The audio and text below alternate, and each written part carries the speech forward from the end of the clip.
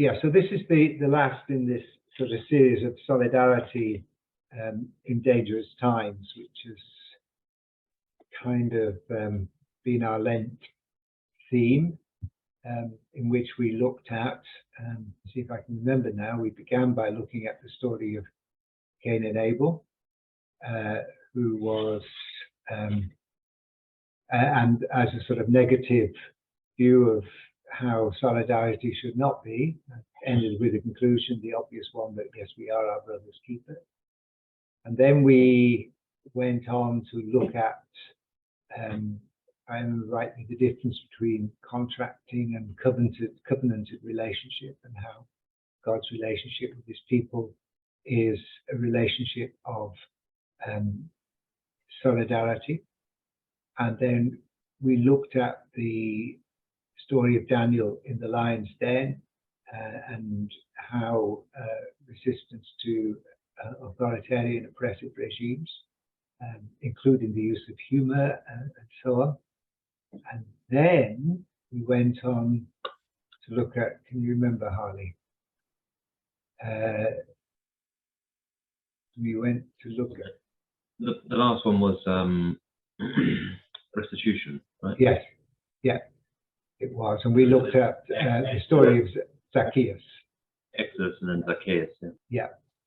So now we look at the final one, which I call the embrace of forgiveness. And wanting to look at the story, well-known story of the Prodigal Son. And normally we look at this story from a very kind of traditional way of looking at it, the relationship between God and God's people, maybe looking at the behavior of the father in the story as being exemplifying the behavior of God, the forgiving God, and so on. But I would just like to take one step back from that and see if we can look at this story in terms of social relationships and the sort of relationships that we have in society, and in particular relationships where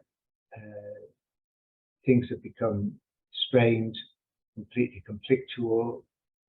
Think of Northern Ireland, think of South Africa, think of former Yugoslavia, think of Ukraine at the moment, Ethiopia and Tigray, these kind of big conflict situations. And does this story start to say anything about those? And we read the story as, in a sense, with a sort of postmodern perspective, where a lot of these breakdowns of relationships are really centered around identities and our identities. And we tend to see the world, particularly in the Western world, as being this kind of interaction of quite fluid identities. And maybe we can begin to tease stuff out of the story in terms of what happens to the identities of the three characters in the story, the two brothers and the father, and see how we might understand what we can learn from the story and how they might be applied in contemporary world. Does that make sense, or am I? Yeah, does that sound right? Yeah. Okay. Well, then we'll do that then. Harley, would you like to read the story? Absolutely, I would love to, and thank you for music. And Jesus said, there was a man who had 2 sons. The younger of them said to his father, "Father, give me the share of the property that will belong to me." So he divided his property between them. A few days later, the younger son gathered all he had and traveled to a distant country, and there he squandered his property in dissolute living. When he had spent everything, a severe famine took place throughout that country, and he began to be in need. So he went and hired himself out to one of the citizens of that country, who sent him to his field to feed the pigs. He would gladly have filled himself with the pods that the pigs were eating, and no one gave him anything. But when he came to himself, he said, "How many of my father's hired hands have bread enough to spare, but I am dying out here of hunger? I will set up and go to my father, and I will say to him, 'Father, I have sinned against heaven and before you. I am no longer worthy to be called your son. Treat me like one of your hired hands.'" So he set off and went to his father. But while he was still far off, his father saw him and was filled with compassion. He ran and put his arms around him and kissed him. Then the son said to him, "Father, I have sinned against heaven and before you. I am no longer worthy to be called your son." But the father said to his slaves, "Quickly, bring out a robe, the best one, and put it on him. Put a ring on his finger and sandals on his feet. And get the fatted calf and kill it, and let us eat and celebrate. For this son of mine was dead and is alive again. He was lost and is found." And they began to celebrate. Now his elder son was in the field, and when he came and approached the house, he heard music and dancing. He called one of the slaves and asked what was going on. He replied, "Your brother has come, and your father has killed the fatted calf, because he has got him back safe and sound." Then he became angry and refused to go in. His father came out and began to plead with him. But he answered his father, "Listen, for all these years I have been working like a slave for you, and I have never disobeyed your command. Yet you have never given me even a young goat so that I might celebrate with my friends.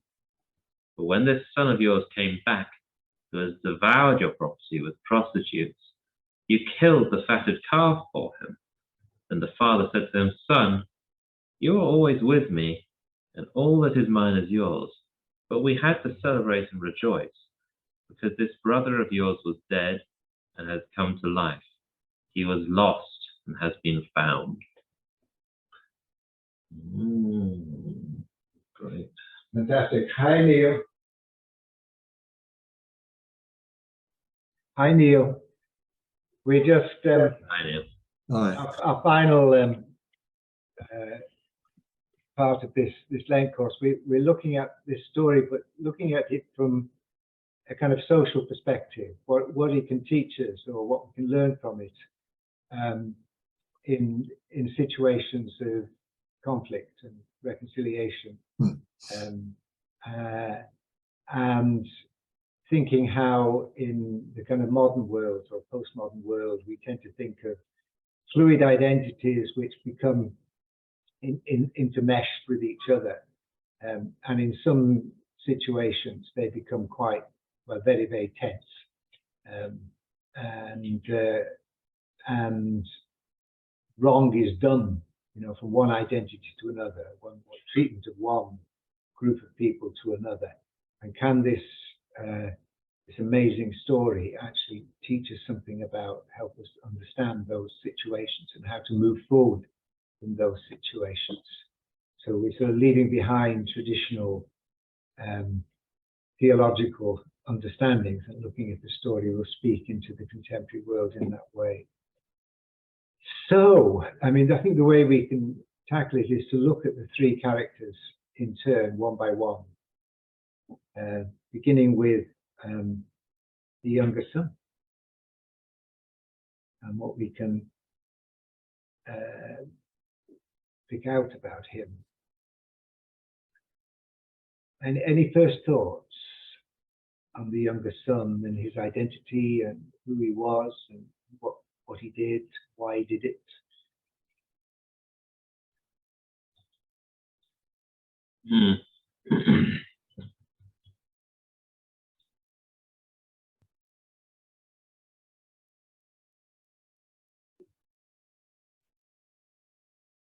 Well, he's not very secure, is he? If he wants the property straight away, it feels to me like he's concerned he's not going to get it when he needs it, and he wants it now. And you know, it's interesting. He's the younger son, so would he have less than his older brother? Would he feel less valued than him? And therefore, yeah, be more concerned with wanting to get it straight away. He would have got it. He would have got a third of the property. Right. This in the play, the show that Musashi is in Allegiance, the musical that he's in at the moment. There's a great line where the son of the story, Musashi, is the father, and then there's a grandfather who is George Takei, and the son, the rebellious son, says to getting angry with and talking to his grandfather, and the grandfather says, a boy always behaves his father, a man does not. And which I think is a great line. He says, you know, when I was, grandfather says, when I was your age, I fought a war. When your father was your age, he traveled from Japan to the United States. What are you going to do instead? I think in our kind of, maybe in our modern reading of this, as opposed to the proper one, the biblical scholarship one, in our modern reading, we might want to see this as a youth breaking away from the patriarchal home, finding his authentic identity, and the departure we may see not as a transgression, but as what teenagers are supposed to do, what young people are supposed to do. And the good son is the one who stays with the world as it's constructed. The good son is the one who stays with the order as it is and doesn't challenge the order. But is he the good son? Well, I mean, I think he makes a mess of it, doesn't he? Yeah. And he makes a complete mess of it. I don't think either's better or worse than the other. I think they do things differently, but they both get things wrong. They both get things right at different points. Yeah. I mean, I think what I was just saying was, I mean, definitely not correct in terms of understanding the story, but I think it's how a modern reading could be done. But this son message is a failure. I mean, and he blames it on others, but it's stupidity. He squanders things. It's bad luck. There's a severe famine, and the return is only possible by work, by asking for something to eat. But when he comes back, he doesn't expect to have a home anymore. He expects to have a house. Back home is still a distant country, even though he's come back. I mean, he's seen it and he's still far off.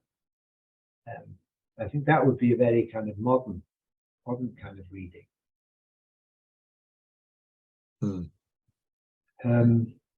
But to the pre-modern, you know, and to the non-Western, what he's done is broken the ancient household solidarity. He's broken the rules. The ethic was protecting and increasing. So by splitting the inheritance, he reduces the power, the wealth of the clan, of the family. So really, that's in a sense quite a massive break, isn't it?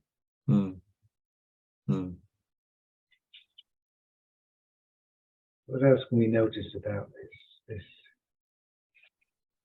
Well, I don't want to be too much like what's already been said, but he's definitely he's definitely sort of restless, isn't he? And he definitely wants to. I think he's probably already had issues with with squandering his father's property, and you know, and maybe enjoying prostitutes too much, and you know, it looks like he's probably already had these issues, and these are just persisting. To me, and then, yeah, it seems to me at least, kind of, you know, a kind of, you know, young man without a sort of, you know, a young man from sort of coming from wealth, but without a sort of sense of purpose in the world of any sort. He's excluded himself, hasn't he? I mean, he's excluded. I mean, if we're looking at, you know, solidarity and community relations, you know, I mean, he's left. He's taken away. He's damaged the relationship, I think, quite significantly. And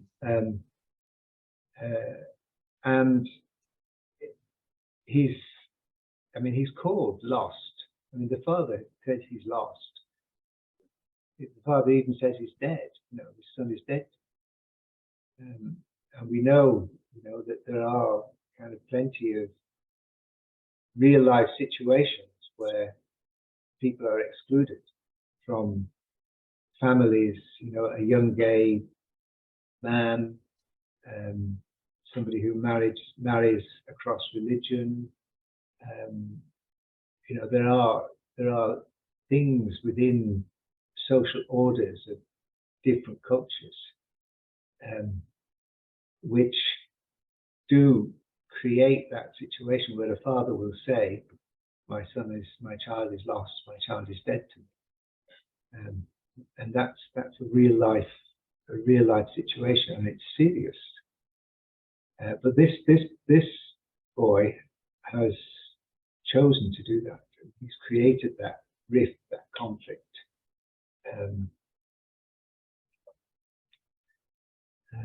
Yeah. No. I mean, so this whole question's there. I don't want to go into it much. This whole question's there about whether people ever choose their lostness, whether that's ever really a choice.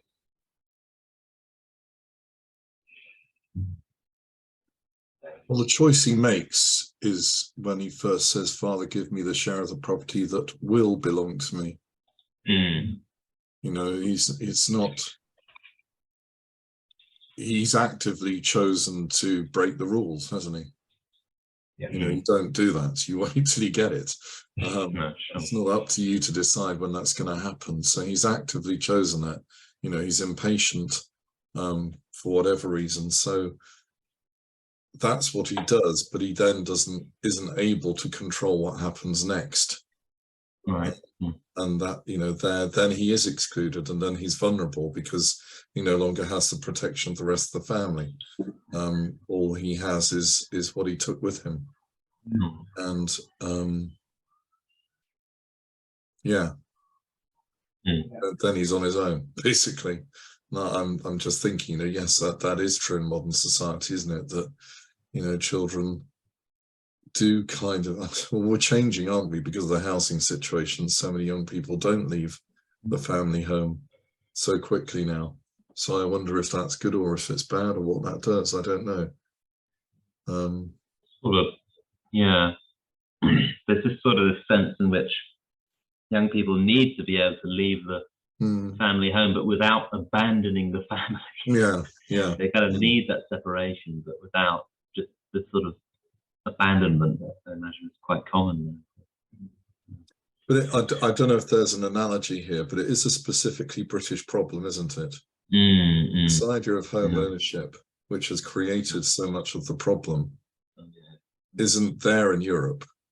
And I wonder how things are managed differently in family structures there. You know, it isn't such a big deal to have to leave the family home before you start your own family, let's say, if that's what's going to happen. But So, what he hasn't, I mean, what he's done is, it's not just about his living arrangements. He's actually cut himself off from his cultural roots as well. Yes, that's true. He's gone to a distant country. He's gone to a distant culture. And then he sort of loses his identity, verse 16, he would gladly have filled himself. No, he went out to hide himself to one of the citizens of that country, so he's lost his identity. Who sent him to his fields to feed the pigs? Definitely lost his identity now, cultural roots. He would gladly have filled himself with the pods that the pigs were eating, and no one gave him any. But then, when he came to himself, so he returns. In his mind, he has a memory. He has a memory of something that was before, something to go back to, something that is his real identity. But he knows that he can't just restore that. You know, he can't just go back, and because in some ways he's burnt his bridges. He's lost his inheritance,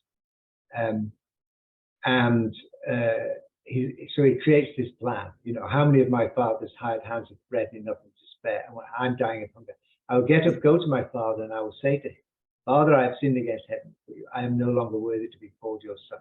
So he's unsunned himself. You know, he himself has said, I'm no longer your son, but treat me like one of your hired hands. So he's lost his identity, and he's in his mind, he remembers where he was, where he came from, what was there before, but knows he can't get it back. But he creates this as a plan to get it back, to reconnect in some way, but not going. He can't go back to where he was, but he does remember something. And now we'll move on, but just hold that when we're thinking about situations where there has been a complete rupture in a country or a culture, you know, and what it is that returns people to seek some kind of equilibrium or some restoration or whatever. Let's talk about the father.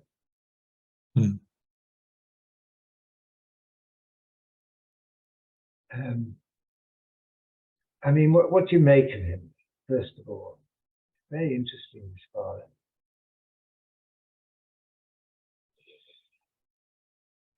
Well, why does he do it? Why does the father divide the property? Yeah.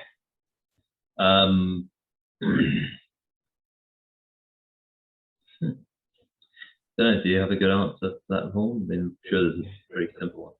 I don't have a simple, straight answer at all, because logic, reason. No. You must be. I mean, a good father would say, "Are you sure about this, son? You know, just don't do it, and I'm not going to let you." Tradition. Can you mute, Holly? Tradition would have it that, you know, you don't do that. I think in Deuteronomy, I wrote it down.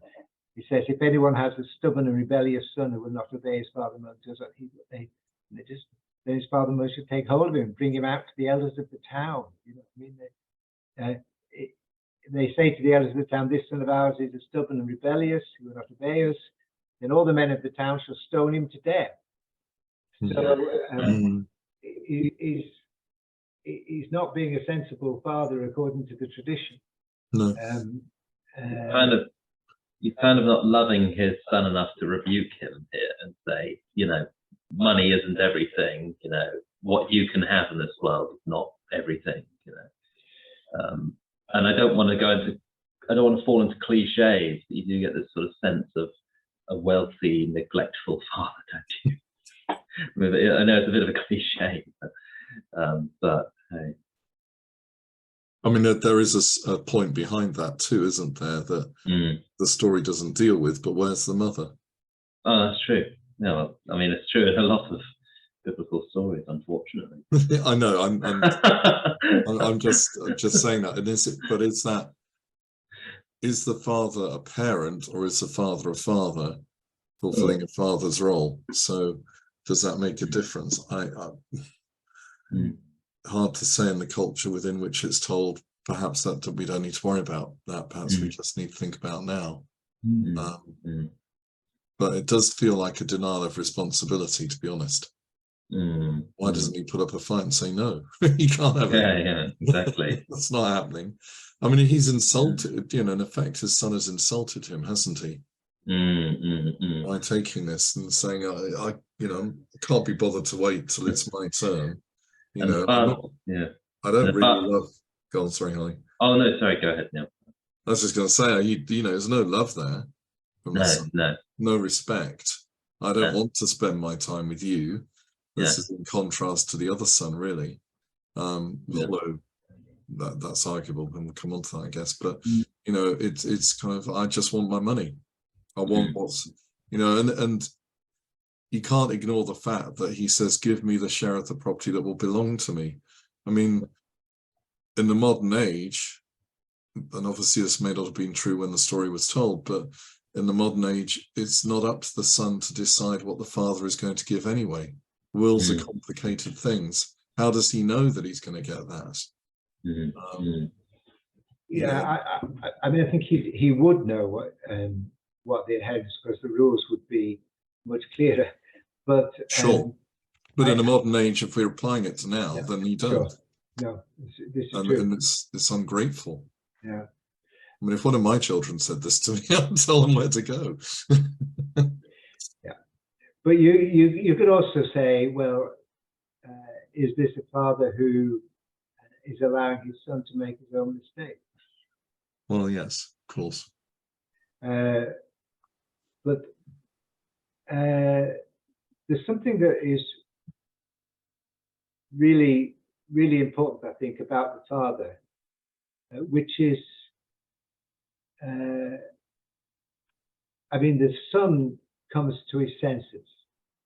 The son, when he came to himself, his identity sort of is returned. But the father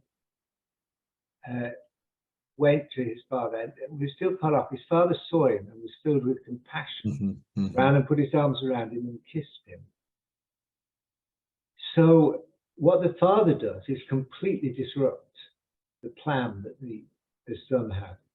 The son had this plan to come home and confess and ask to be one of the workers in the farm.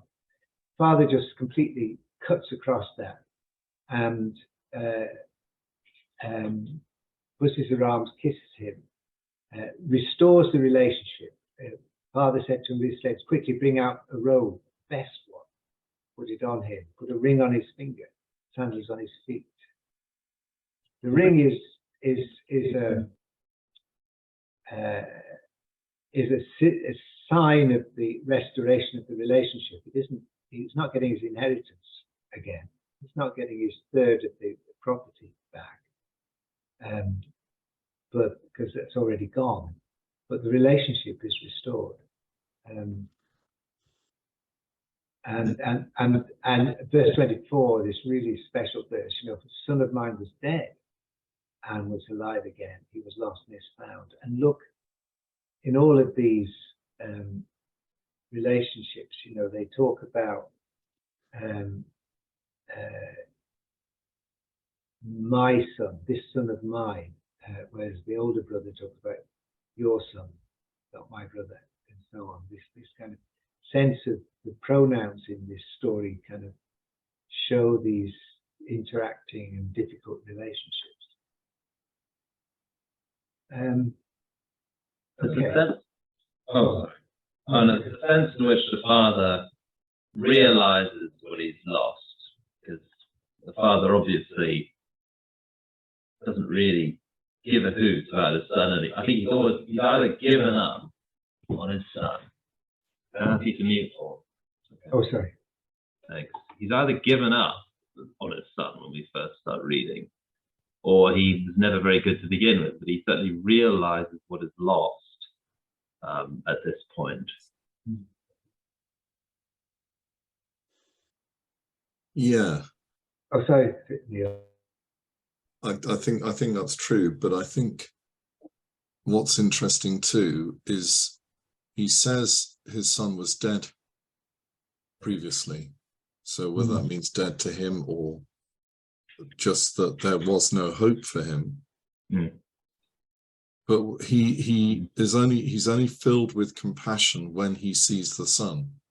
And maybe I'm overreading that, but I you know, it's an active verb at that point. It's not he has compassion all the time and it's just waiting for it to come out. It's only when he sees him again. And I find that very real, actually. I can imagine that the father, you know, has all sorts of negative feelings and worries and all sorts of thoughts around his younger son. But once he sees him again, you can imagine that love comes back.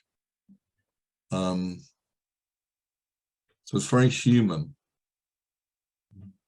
But I think he's up until that point, he's yeah, he would deny this son, I suppose. Let's go on to the older son.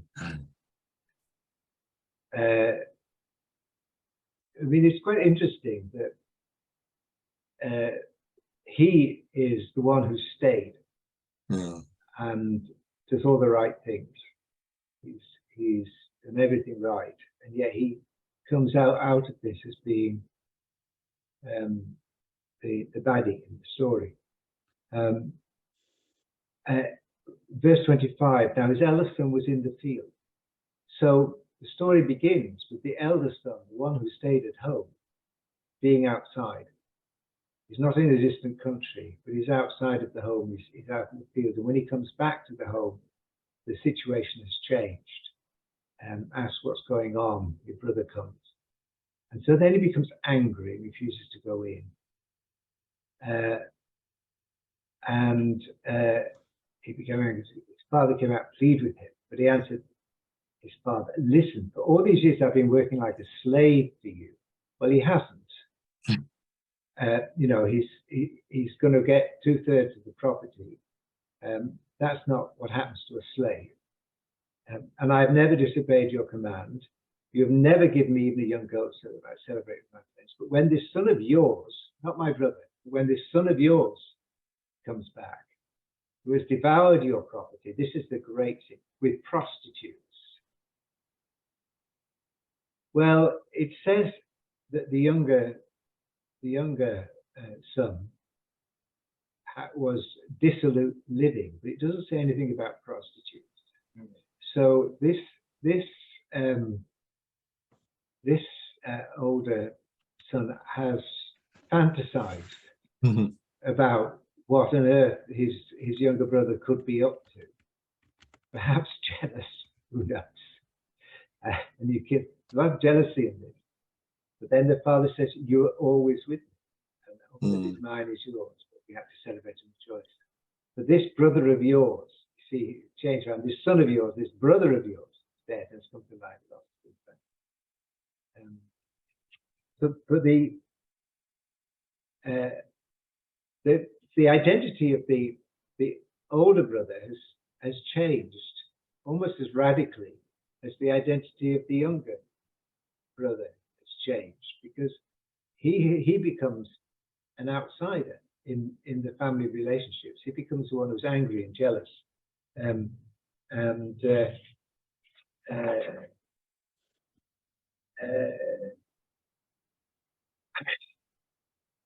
he's the one who, in a way, the two brothers have got rather similar kind of views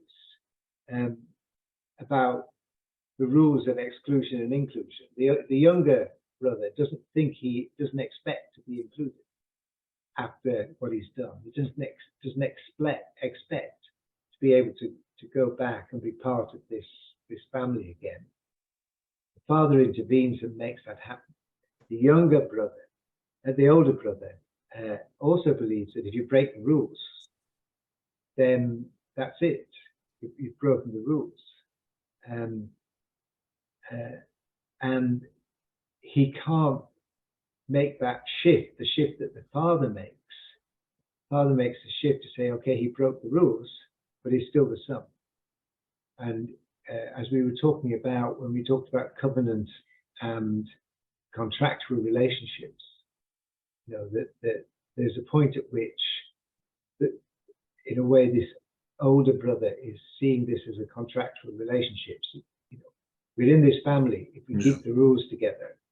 We're not in this family if you break the rules. The father is saying, no, this is covenanted. He's broken the rules and things aren't going to be the same again, but we have to adapt, and to adapt so that we can still have the relationship and we don't lose that. So in a sense, you've got this contrast between the older brother who thinks the rules are the important thing, and if they're broken, they're broken forever.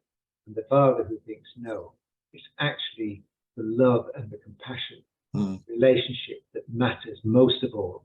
And if the rules don't create that, allow that to happen, then the rules, you know, the rules have to be changed or broken. And I sort of see the older brother as a Daily Mail reader. Yeah. I mean, you say they both have the same attitude in terms of their attitude to the contract. They both also have the same attitude to the father. Because up until the younger son comes back, neither of them seem to love him at all. He's just a burden, he's a problem. And the older son remains in that place, it seems to me. Well, we don't know what beyond the story might happen, but in the story, that's where he stays. Whereas the younger son clearly has moved because he's seen what the father has done for him in breaking the rules. And it reminds me years ago when I was preaching in another church that I was a part of, a friend of mine was very angry because I basically said that I didn't think heaven excluded anybody. You know, I didn't understand this old idea of heaven and hell, and that, you know, that hell, you know, it was a church tradition. I didn't see it as in any sense biblical at all. Hell was somewhere that you went if you weren't a Christian. And he was a friend of mine, well, still is, and I know he won't mind me telling the story because he doesn't feel the same anymore, but he took me out for a drink and just harangued me for hours about how unfair it was that he'd spent all his life being a good Christian and that he could end up in heaven with these people who'd never had any interest in Christianity whatsoever.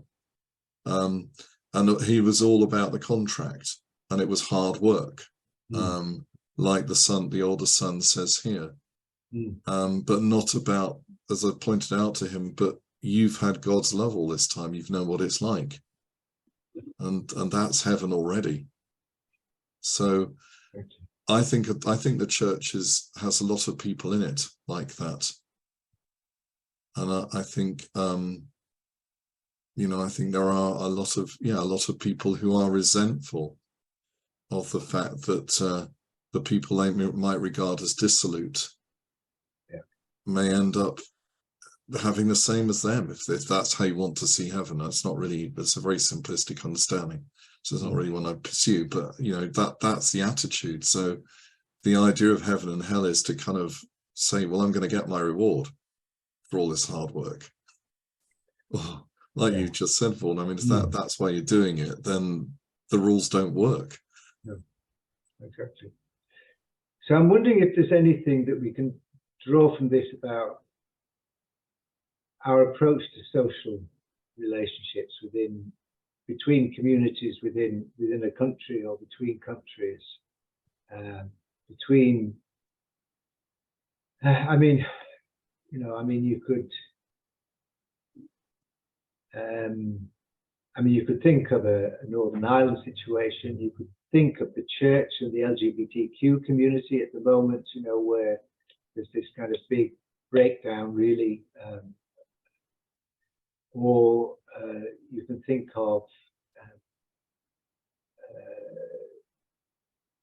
the way. I think I used to work in a northern town in Blackburn. You know, you can see how real quite strong sense of, well, when I was there, I mean, I think it's still true now, but the sense of a really strong working class community, which was then changed quite radically with a new workforce that came in, largely from Pakistan, and a real breakdown of community relations within the town. That was years ago. Those kind of situations, does this really kind of complex interrelationship now between a father and two sons. It's triangular relationship, which includes both exclusion and inclusion, compassion and rejection. All of these dynamics.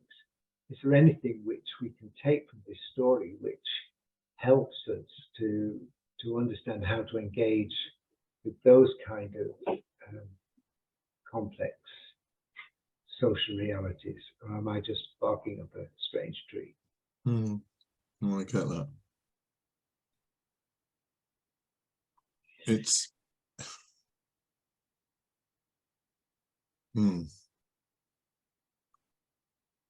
on the one hand, I'm thinking it's about celebrating another person's good story,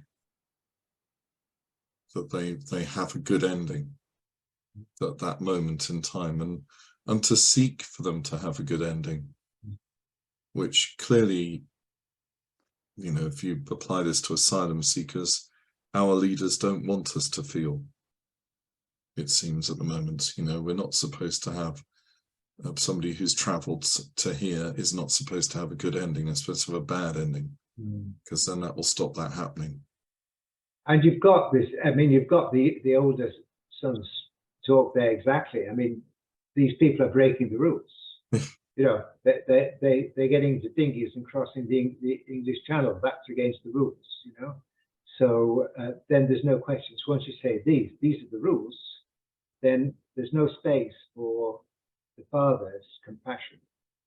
No, but also the older son is exaggerating and in effect lying about what like you said, he hasn't worked like a slave. I doubt that he's never disobeyed a command of his father's. We can't prove that, but that seems incredibly unlikely. And he's been storing up this bitterness all the time. And he assumes sexual deviance as well. Yes. Yes. Which is, Swella Bravermans, these grooming gangs, it's all about pedophiles, as the right wing will keep telling you, this is about sexual that's right stuff, and why that always comes in, into this view of these Daily Mail readers, that we've got. Well, it's a lesser version, isn't it, of the extreme conspiracy theories, but it's on that line. Yeah. So we've got to, exaggerate the deviance, and the most obvious deviance is sexual. So that's why. And isn't it interesting that he raises up property above prostitution, but doesn't see the problem with that, which is very akin to now. I think there's a lot of relevance, but I also think we've got to be the father too, as the church, in that, not telling them off, but just reminding this is how it is. This is how it's been. It's always, you've always had me. It's always, the people in this country have always had it good. Comparatively speaking, and it's who plays the father in these kind of situations. Whose role is well, that should be our leaders. It should be. Yes, but we don't have any fathers at the moment, do we? No. Our leaders are behaving like the older son. Yeah, exactly. But I think then that says that somebody somewhere, somehow or other, in any kind of social mix, has got to play that role of the father.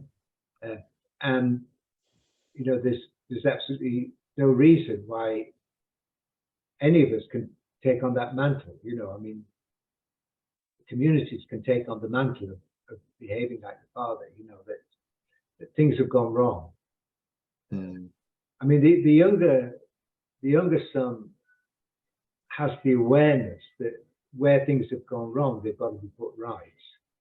Yes. And you know, he doesn't expect that just to be accepted. He doesn't expect that. And I think, you know, where relationships have broken down, it is important that people recognize their part in that breakdown. And a willingness to say, okay, well, things aren't going to be the same again. Can't expect them to be the same again. But somebody's got to be the father who puts on the best robe and fingers and ring on the fingers, sandals on the feet. And the problem I have is the younger son is easier to like, isn't he? Yeah, I mean, he was so daft, wasn't he? Just going off. You know. Yeah. You do come here, hey, lad, what you doing? You know? Exactly. Just come to your senses and just go home. Your dad will love you. I think my challenge is it's very hard to like the Daily Mail readers. That's where I struggle. I always feel that it's the absence of an ending to this story, isn't it? I mean, there is no reconciliation between the three of them. They don't come together at the end of it and take a bow, and they don't all live happily ever after. And if you're looking at it from the perspective we're looking at today, in terms of how you see that in relationship to social relationships, then stories don't have an ending. No. Northern Ireland, you know, rumbles along. But there's been plenty of people in that story who've been playing the role of the father. There's been plenty of people who've been seeking reconciliation, and there are people who've played the role of the younger brother as well. You know, people who've done wrong and have said so, and have shifted their perspective. Which is really quite interesting. Yes. And I think there are some, if you take Northern Ireland as an example, perhaps, you know, it is a very hopeful example. And I think there are some who are the older brother as well who shifted. Oh yeah. Big time, actually. Yeah. So, and I think that's the harder shift to make, really. Yeah. And that, I think, is where things change when that happens. It's a great story, isn't it? I think I always think of it a bit like Jonah. You know, Jonah didn't want to go off and preach to the Ninevites because he knew what God would do. And if you think of the Ninevites and Jonah and God as three characters too, then Jonah at the end is like the older son. We don't know what happens to him. We don't know if he goes, all right, you know, give in. He just is sitting there under the withered vine. Yes. And that's the end of the story. We're left to work it out for ourselves, which kind of allows us to fill the space and be him, I suppose. But, you know, the Ninevites are like the younger son. And God is being the father in that situation. He doesn't want to destroy them. Yeah. Fantastic story. And yeah, I mean, we have to remember these are parables, you know, and so much Christian preaching has put on to these stories an understanding and an interpretation and identification, but actually they're intended to be very fluid and speak to each situation that it's, you know, you read it in, and they can tell us a lot about the dynamics of society just through three characters. Just three people, you know, father and two sons. You don't need to put any kind of transcendent identity to any of them. They just are, you know, they just are representatives of particular patterns of relationships in human society. Mm. And you can also see them as patterns of the behavior of God. You know, you can also see that in it as well. But the fact that you can see both says a lot about God, and it says a lot about humanity. Okay, so that's the last of our Lent ones. We'll take a couple of weeks off, and Graham wants to do some things around Augustine. Oh, right. So we'll sort out some, maybe alternating some of Augustine and some Bible study, but we'll take a couple of weeks and we'll fix some dates, you know, and a plan, and that's okay. Yeah, great. Do you fancy Augustine, Neil? Yeah, well, I'd like to know more. Yeah, it'd be very good. Yeah. Graham is here. He's there phone 3. Okay, right. But we haven't been able to see him today. Yeah. Lovely. Okay, well. Yes. Anyway, yeah.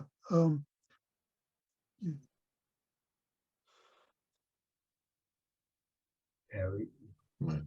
we can't hear you, Graham. Okay, so yeah. Do you wanting to say something, Graham? No, not particularly. I mean, Okay. and I'll try and circulate a description of what I want to do, and get some feedback on that. Excellent. Look forward to it. Well, okay, so Yeah. Star, good night, everybody, and have a pleasant evening. No, right. Thank you, Vaughan. Thank you. Yeah. Take care. Bye. Bye-bye. Bye.